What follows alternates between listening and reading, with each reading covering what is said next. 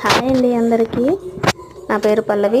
ఇక్కడ నేను chicken curry prepare చేస్తున్నాను. చికెన్ బాగా వాష్ చేసుకొని ఉప్పు, పసుపు, కారం, ధనియా పౌడరు, జింజర్ గార్లిక్ పేస్ట్, కొంచెం ఆయిల్ యాడ్ చేసుకొని బాగా మిక్స్ చేసుకోవాలండి.